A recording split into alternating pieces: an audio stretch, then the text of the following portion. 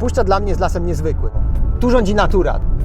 Czuję tą więź z naturą, tak? W takim, powiedzmy, lesie na nizinie Polski, tak? Gdzie są równe sosenki. Nie mam tego uczucia, tak?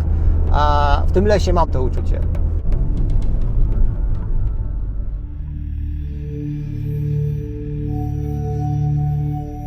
Jesteśmy na pograniczu Pogórza Przemyskiego i Gór Sanocko-Turczańskich.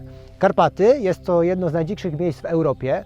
Najlepiej zachowane elementy Karpat znajdują się właśnie tutaj, na styku wschodu i zachodu. I to jest nie tylko styk kultur wschodu i zachodu, ale również styk przyrody, gdyż jest to rejon, w którym spotykają się Karpaty wschodnie i zachodnie, ekosystemy nizinne i górskie.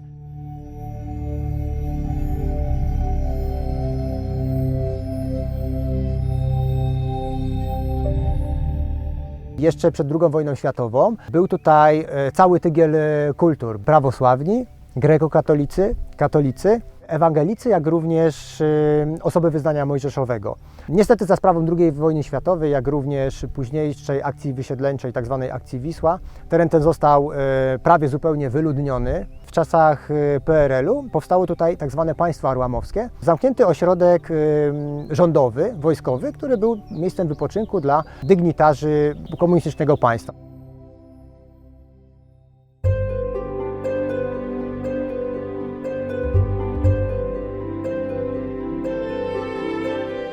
Aktualnie teren ten jest jak najbardziej dostępny turystycznie, aczkolwiek jest zupełnie nieznany, niedoceniany. Jakby nie ma go na mapach turystycznych Polski. Jest to miejsce, w którym możemy spotkać wilka, rysia, niedźwiedzia, czy też żbika.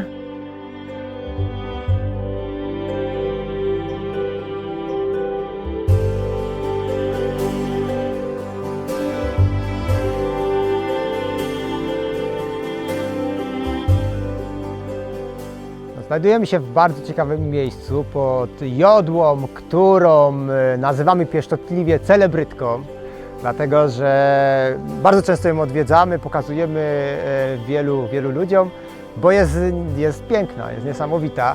Ma ponad 40 metrów, mierzyliśmy około 42, no i prawie 5 metrów obwodu, tak? Czyli tutaj trzeba było ze 4 osoby, żeby ją objąć. Drzewo naprawdę niezwykłe.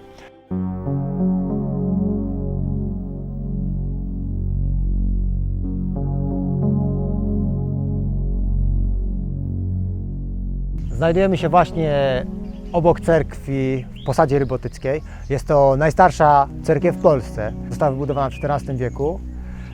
I była cerkwią klasztorną, tak, przy monastyrze prawosławnym. Cerkiew została zbudowana w stylu gotyckim, aczkolwiek jest to cerkiew obronna, więc jest trochę zmodyfikowany ten styl. Mieszkali tutaj mnisi, którzy zajmowali się chociażby pisaniem ikon. Jest tak zwana szkoła rybotycka ikon lub mówi się rybotycka robota. Na początku te ikony były bardzo dobre, potem były określane jako podłe. I generalnie teraz słowo rybotycka robota, jeśli chodzi o ikony, jest określeniem czegoś bardzo kiepskiego. Mamy tutaj piękne zabytki tych kultur, usiane po lasach, cmentarze grekokatolickie. Jest Kirkut żydowski w Rybotyczach. Są cmentarze ewangelickie, m.in. w Makowej. Można również w Rybotyczach zobaczyć wodospad. Nieduży, aczkolwiek bardzo piękny. Oczywiście jest i Kalwaria Płacławska, którą bardzo serdecznie polecam zwiedzić, gdyż jest tutaj wspaniały zespół klasztorny ojców franciszkanów. Są tutaj rozsiane kapliczki kalwaryjskie, które każdy piechur powinien przejść.